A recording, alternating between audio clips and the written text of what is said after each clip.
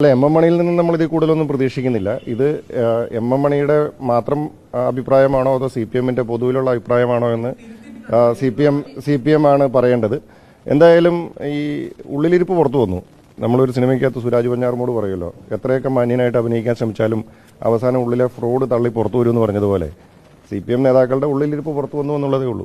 C P M എല്ലാ കാലത്തും തെരഞ്ഞെടുപ്പ് രംഗത്ത് ജനാധിപത്യ മര്യാദകളെ എല്ലാം അട്ടിമറിച്ചുകൊണ്ട് അക്രമം അഴിച്ചുവിടുന്ന രീതിയുണ്ട്. ഞാൻ മലബാറിൽ കണ്ണൂരിൽ ജനിച്ചുകൊള്ളുന്ന ഒരാളാണ്.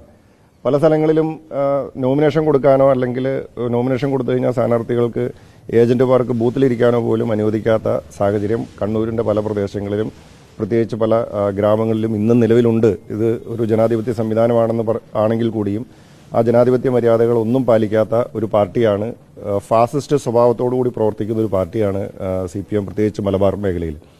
അപ്പോൾ അതിന്റെ പ്രതിഫലനമാണ് ഇപ്പോൾ കണ്ടിരിക്കുന്നത്. ഇത് സി പി എം അക്രമ രാഷ്ട്രീയം ഉപേക്ഷിക്കാൻ തയ്യാറല്ല എന്നുള്ളതാണ് ഇതിൽ നിന്ന് മനസ്സിലാകുന്നത്. ഇതെല്ലാ കാലത്തും സി പി എം അവലംബിച്ചിട്ടുണ്ട്, ഇപ്പോഴും അത് തന്നെ അവലംബിച്ചുകൊണ്ടിരിക്കുന്നു. ഇതൊക്കെ ജനങ്ങൾ കാണുന്നുണ്ട്.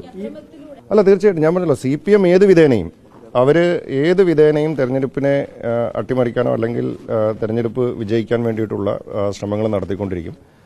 അതിന്റെ ഭാഗമായിട്ട് തന്നെയാണ് ഇതിനെയൊക്കെ നമ്മൾ കാണുന്നത്. പക്ഷേ ഇതിനെയൊക്കെ പ്രതിരോധിക്കാനായിട്ട് കേരളത്തിലെ ജനങ്ങൾ തയ്യാറെടുത്തു കഴിഞ്ഞു.